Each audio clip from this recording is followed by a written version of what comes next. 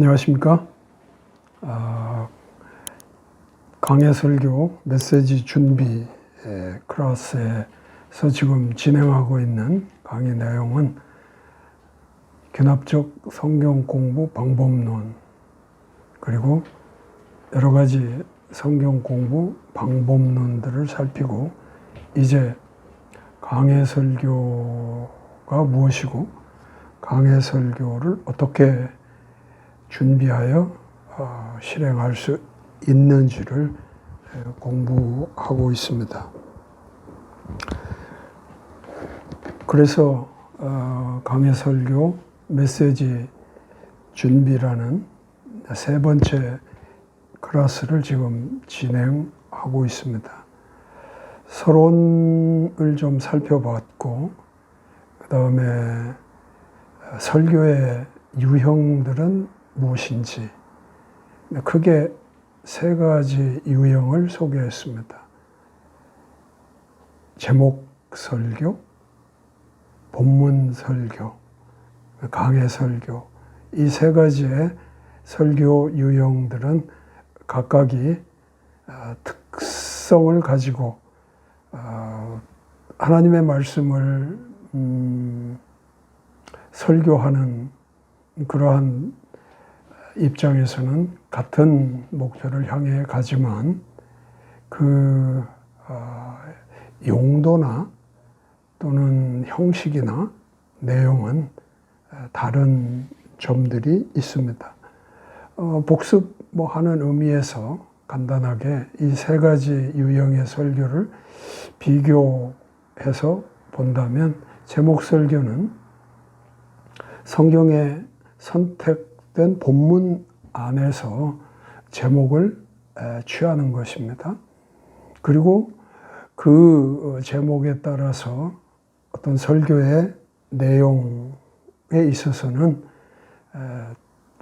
그 본문 외에서, 즉 성경 안에서의 자료나 또는 성경 밖에서의 자료 등을 사용하여 설교하는 것을 제목 설교라고 합니다.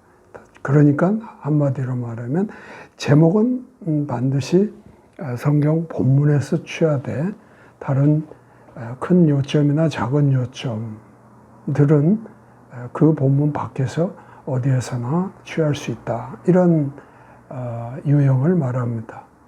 본문 설교의 유형은 제목과 대지 정도, 큰 요점 정도는 본문에서 취하고, 다른 그 대지, 큰 요점의 작은 요점들이나 또 기타 설명을 요하는 자료들은 그 본문 밖에서 취하여 할 수 있는 이런 설교의 유형을 본문 설교라 이렇게 말하였습니다. 그렇다면 강해 설교란 뭐냐?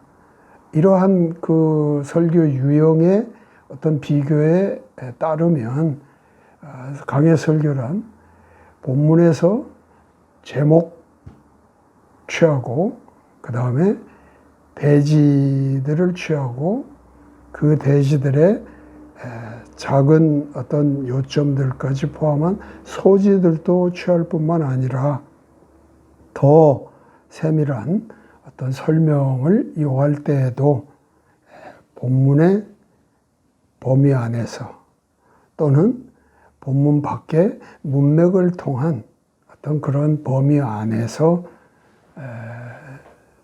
그 내용들을 채워가는 그런 유형을 바로 강해 설교의 유형이라 소개했습니다.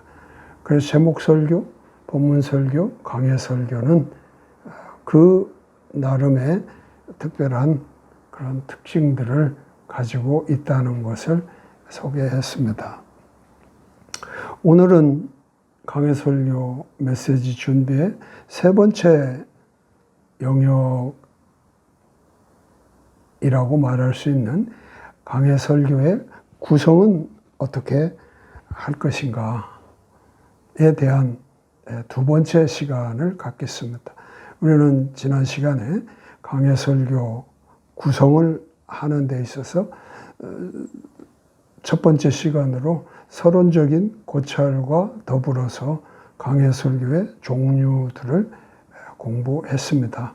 그래서 강해 설교도 그 내용에 따라서 또는 그 강해 설교를 행함에 있어서 어떤 부분에 있어서는 어떤 그 강해 설교의 형식을 더 뚜렷하게 드러내는 것이다 하는 그런 종류들이 좀 있게 됩니다. 6가지 정도의 종류를 말씀드렸습니다. 하나는 교리적인 면이 있고, 그 다음에는 윤리적인 면, 그 다음에 추론적으로 내용을 가지고 있는 것, 그 다음에 전기적, 즉 인물에 관한 그런 점들을 강조 내지는 그런 내용을 좀 그 설교에 드러내는 것, 또 유추적인 것, 그리고 마지막에는 제한적인 그런 강해 설교가 있다고 말했습니다. 그런데 이 6가지의 강해 설교의 종류들에서 지금 언급한 이런 내용은 한 번에 강해 설교를 함에 있어서 그 전체가 교리적인 강해 설교다 또는 윤리적인 강해 설교다, 이렇게 종류를 할 수도 있겠지만, 그런 것보다는 그 강해 설교를 한번 하는데 어떤 부분에 있어서는 교리적인 그런 형식으로 그 강해 설교가 진행되고, 또 다른 구절에서는 윤리적인 그러한 내용으로 강해 설교를 하고, 이런 그 내용이 훨씬 더 여기서 말하는 강해 설교의 종류라고 말할 수 있습니다. 왜냐하면 강해 설교라고 하는 것이 실제 우리가 메시지를 준비해서 강해식으로 가르침을 할 때에는 교회의 어떤 관점에서 본다면, 교회에서는 대략 한 3종류의 가르치는 또는 설교하는 그런 시간이 있다고 봅니다. 물론 이것은 모든 교회가 동일한 그러한 관점을 가지고 있지는 못하지만, 예를 들면 나중에 이제 그 척 스미스 목사님의 강해 설교의 어떤 그 샘플을 가지고 좀 소개할 기회가 있을 것인데, 그때 척 스미스 목사님의 교회에서의 강해 설교를 통한 가르침은 크게 3종류의 어떤 그 가르치는 시간들이 있습니다. 일요일 낮 예배에 강해 설교를 하는 그런 패턴이 하나 있고요. 일요일 저녁 성경 공부에 강해식으로 가르치는 게 하나 있고요. 그 다음에는 수요일 저녁 성경 공부에서 또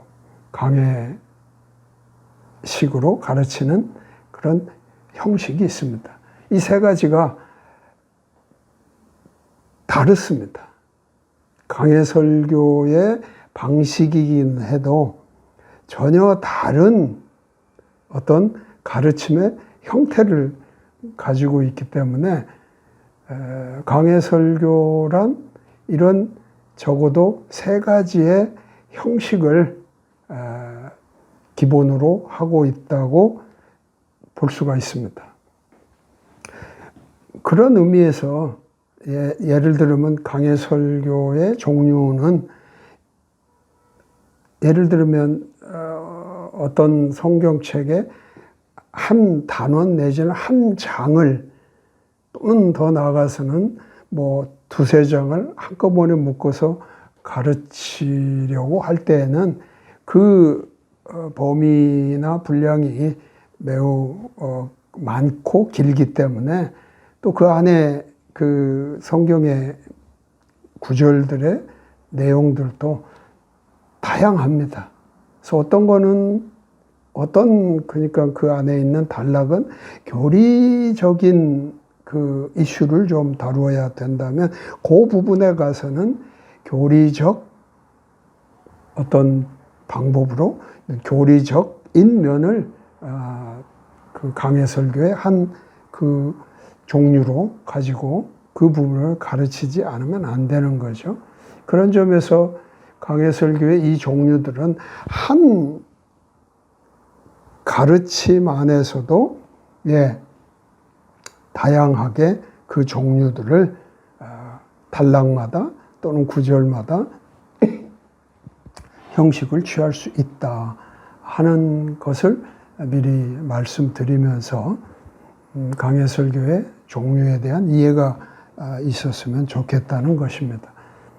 그리고 오늘은 강해설교 구성에 있어서 두 번째 시간으로 두 가지 영역을 다뤄보도록 하겠습니다. 강해설교 원고의 퇴고는 어떻게 해야 할까?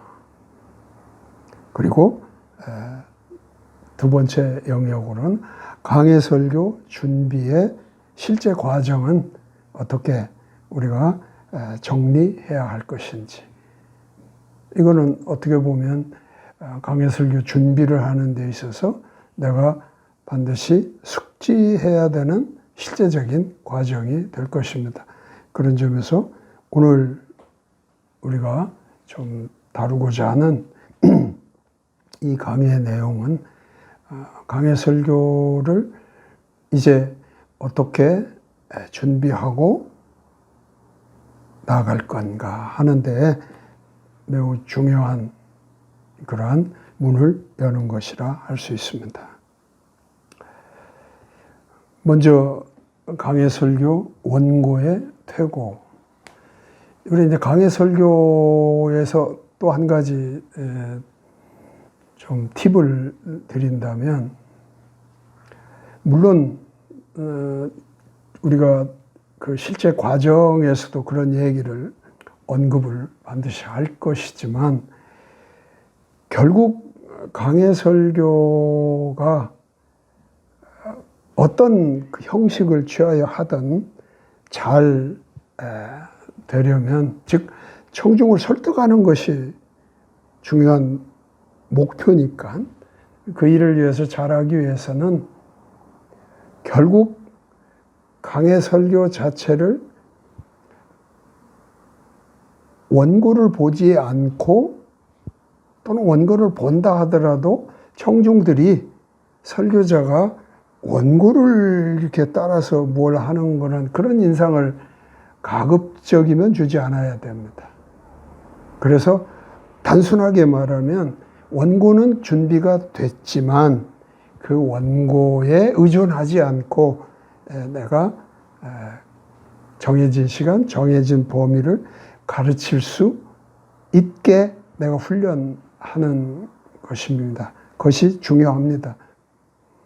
그래서 여기서 강해설교의 원고란 강해설교를 준비하는 과정에서는 반드시 내가 무엇을 가르쳐야겠다, 어떤 내용으로 메시지를 전달해야겠다는 것을 반드시 원고를 만들어야 됩니다. 즉, 또 간편하게 말하면 설교 노트를 매우 구체적으로 만들어서 준비를 해야 합니다. 그런 점에서 그 설교 노트를 원고라고 우리가 말을 하는 겁니다. 뭐 설교 노트라고 해도 상관은 없습니다. 아무튼 내가 무엇을 말하고자 하는 것을 자료를 만들어 놓는 것. 다 내가 머리에 기억했기 때문에 그런 거 없이 하겠다. 뭐 그거는 하나의 그 사람이 가진 그 헌신의 도에 따라서 그런 일도 당연히 가능하고 그렇게도 우리는 할 수 있어야 합니다. 그러나 강해 설교를 보다 더 어떤 그 원리에 맞게 우리가 청중들에게 잘 전달을 하려면 그 과정에 있어서 원고를 준비하는 일은 필수적입니다. 그래서 그 원고의 최종적인 상태까지 되도록 하는 그런 과정을 지금 여기에서는 염두에 둬야 될 내용입니다. 그래서 퇴고란 무엇이냐? 그것은 고치고 다듬는 것을 말합니다. 그게 퇴고라는 말입니다. 그런데 강해 설교에서의 퇴고라고 하는 그러한 하나의 정의를 해본다면 초고를 바탕으로 해서 수정 보완하고 정리하는 그런 작업을 말합니다. 퇴고, 결국 최종적인 원고를 만드는 하나의 과정인 거죠. 그래서 뭐 사람의 어떤 그런 작업의 하나의 습관상 뭐 1차 퇴고도 있고 2차 퇴고도 있고 최종 퇴고도 있고 뭐 당연히 그런 하나의 단계들을 나름 이렇게 해 나갈 수는 있을 것입니다. 왜냐하면 그 원고는 어떻게 보면 큰 덩어리에서 점점 그 덩어리에서 작은 덩어리로 이렇게 구체화시켜 가는 것이 아마 설교 노트의 기본적인 방향이기 때문에 그때그때마다의 고치고 다듬는 일을 한다면 그게 퇴고에 해당하는 거죠. 어쨌든 여기에서는 내가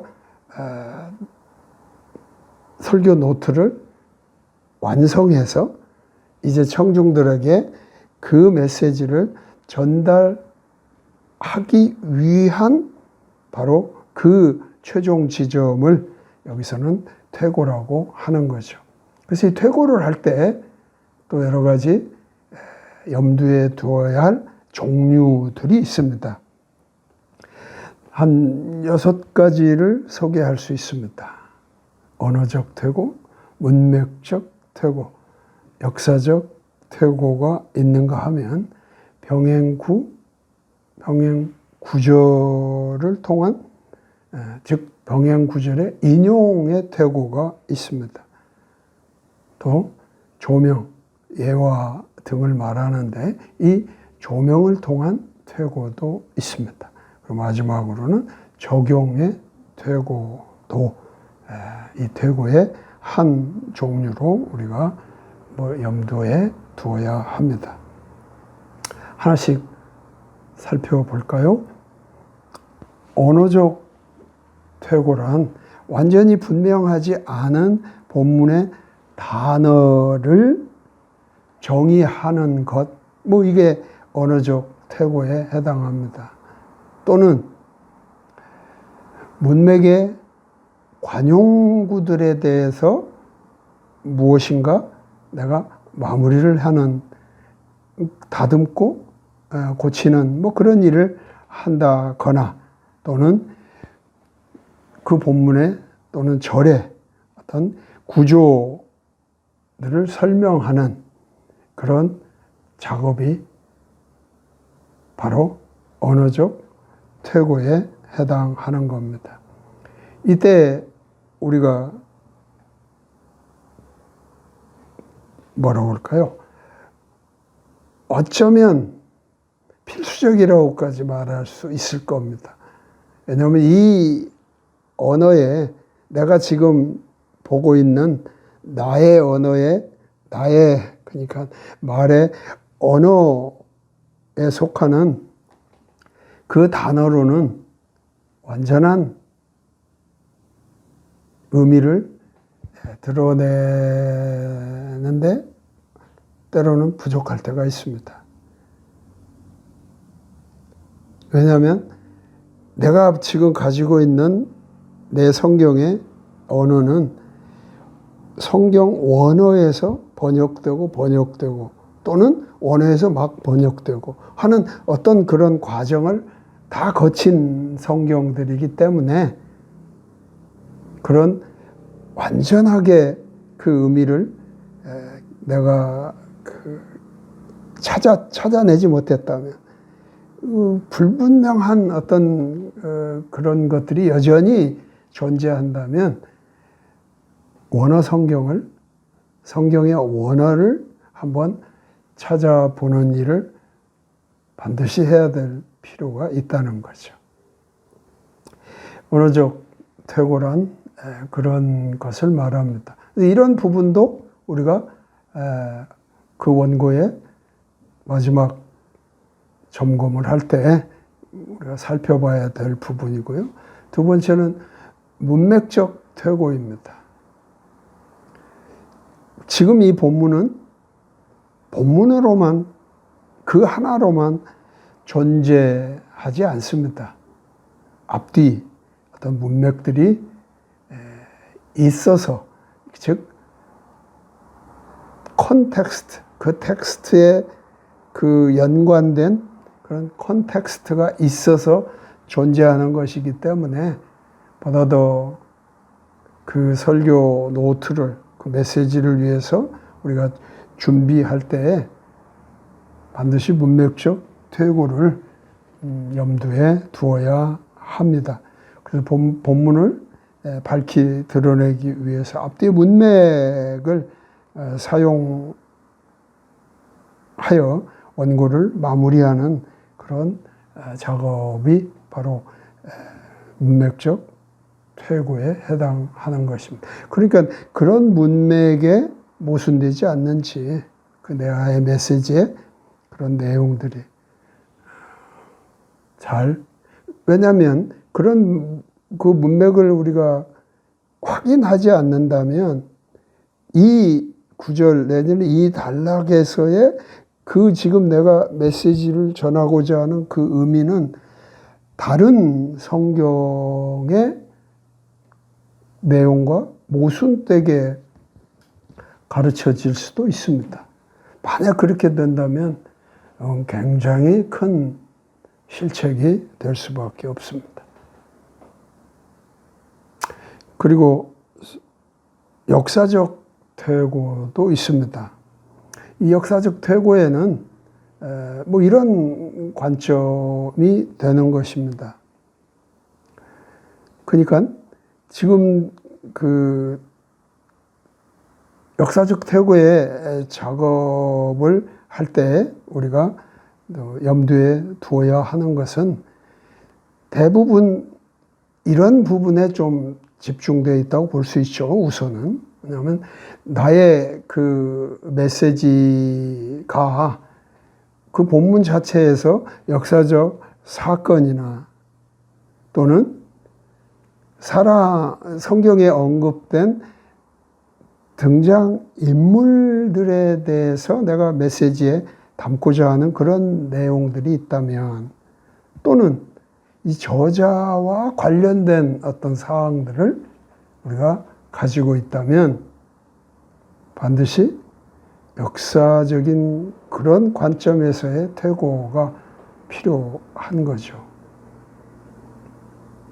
또 그뿐만 아니라 또 이 역사적 퇴고 안에 들어가는 내용은 이런 겁니다. 나의 그 본문의 자체에 어떤 역사성을 가지고 있는 경우도 있습니다.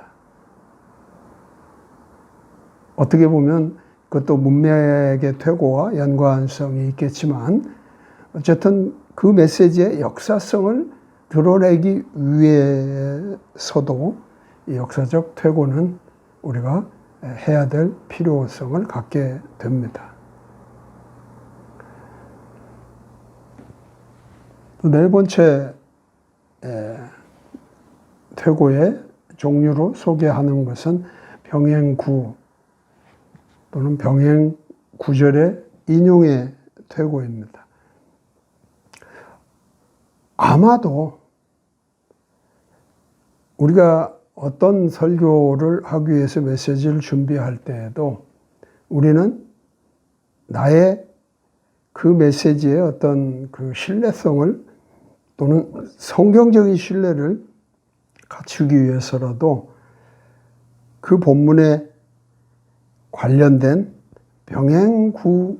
병행구절들을 인용하여 사용하는 것이 매우 필요합니다. 또 그렇게 함으로써 신뢰성을 높이고 효능감도 갖게 하는 거죠.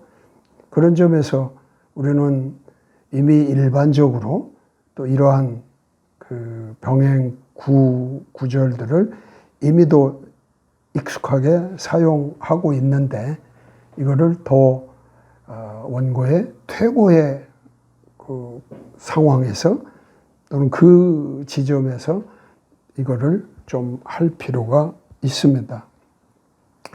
그래서 성경의 구절들은 성경 기록에 의해서 해석된다는 매우 중요한 명제가 있습니다. 성경은 성경이 해석한다. 간단히 말하면 그거를 위해서는 반드시 다른 성경으로 그 성경을 해석하게 하는 것이 매우 중요하죠. 그래서 그것을 우리가 반드시 지켜갈 때 그 메시지는 신뢰를 크게 받을 수가 있습니다.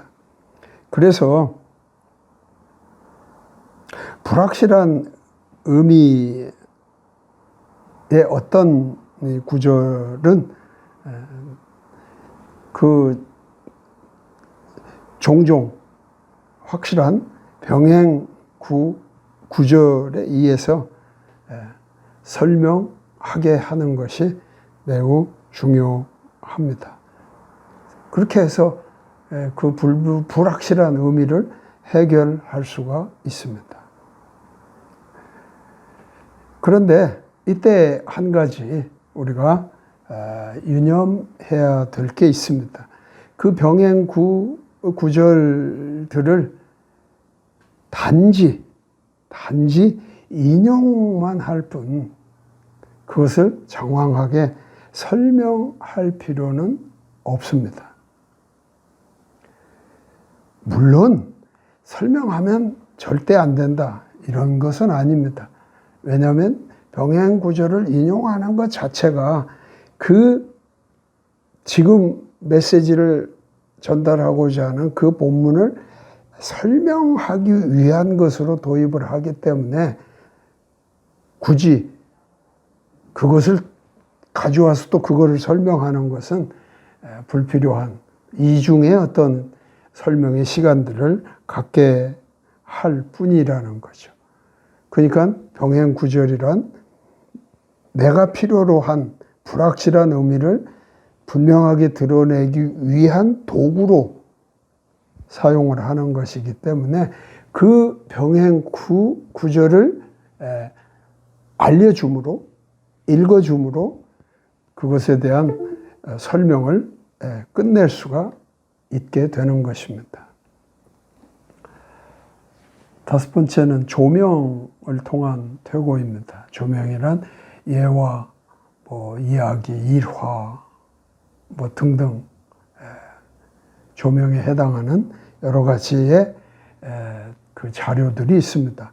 어쨌든 그러한 것들을 통틀어 조명이라고 이렇게 표현을 하는데 우리 성경에는 이러한 조명을 많이 사용하여 성경 그 메시지를 보다 더 잘 드러내는 청중들이 듣고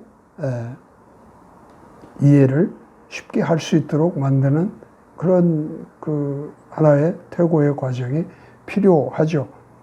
조명을 우리는 잘 사용하는 것이 좋습니다. 특별히 강해 설교는 많은 해설을 요구하는 특성이 있습니다. 많은 해설을 하게 되는 거죠. 그렇기 때문에 청중들은 그 메시지를 들으면서 매우 건조함을 느끼는 경우들이 많이 있습니다.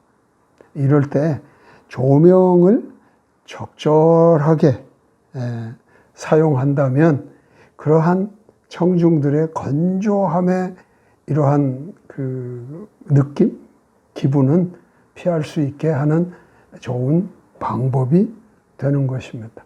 조명을 우리는 잘 사용하고 그래서 그 메시지의 설교 노트에 적절한 그런 조명을 우리가 퇴고의 과정에서 사용을 하면 좋다 하는 겁니다.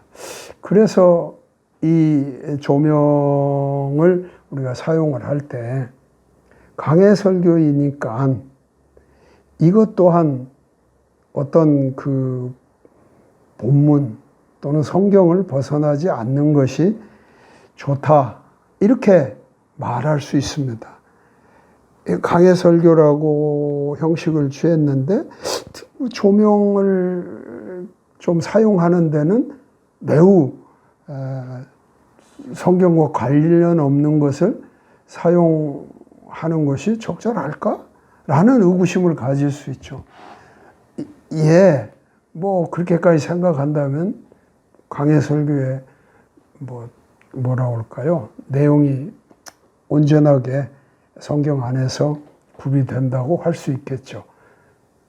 그러나 중요한 것은 그 메시지를 청중을 설득하는데 보다도 효과적으로 할 수 있다면 뭐 그런 조명의 내용이 성경 밖에서 뭐 온다 할지라도 뭐 크게 잘못된 것은 아니라고 봅니다.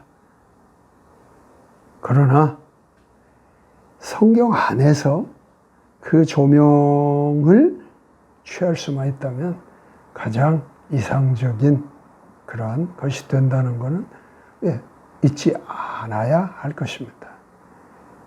그런 것조차도 우리가 성경 안에서의 내용을 가지고 사용을 한다면 매우 이상적인 그러한 조명의 퇴고가 될 것입니다. 마지막으로 적용의 퇴고가 있습니다. 특별히 강해 설교에서는 적용이 소홀해도 되지 않을까? 아니, 그 본문을 설명하는 것, 해설하는 것이 주이기 때문에 또 그 해설로 말미암아서 적용이 의미를 줄 수 있기 때문에 적용에 대해서 조금 소홀하게 여겨도 괜찮지 않을까? 라고 하는 생각을 할 수도 있고 종종 해설, 즉 해석에 집중하다 보면 적용이 소홀하게 됨도 느끼게 됩니다. 그러나 강해 설교 또한 설교의 가장 궁극적인 목표인 청중들의 삶과 결정에 영향을 끼쳐야 하는 것이기 때문에 또한 그들을 설득하는 그러한 일을 만족해야 하기 때문에 청중들에게 그 메시지가 특별히 적용점에서 잘 소화되는 일은 무엇보다 중요한 일입니다. 그래서 이 강해 설교에서도 적용을 중시해야 되는 것은 마땅한 일이고 그래서 이 적용에 있어서 퇴고에도 우리는 관심을 크게 가져야 하는 겁니다.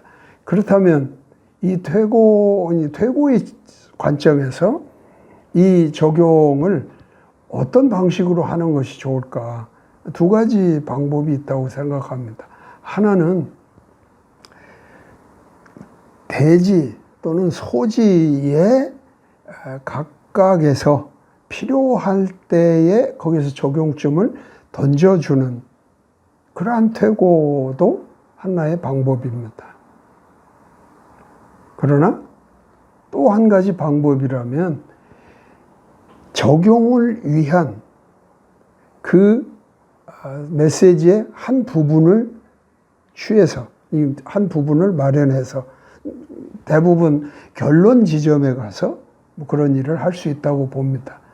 그래서 메시지의 과정 안에서의 적용점을 결론에 가서 이렇게 모아가지고 퇴고를 하는 그런 적용의 퇴고 방법도 있다. 요점에서 적용을 던져줄 수도 있고, 적용이라는 관점에서 결론에 가서 적용을 모아 던져줄 수도 있는 어느 방법이든 상관은 없지만 어쨌든 적용의 퇴고는 뭐 원고를 퇴고하는 내용 안에서 중요한 요소가 된다고 말할 수 있겠습니다.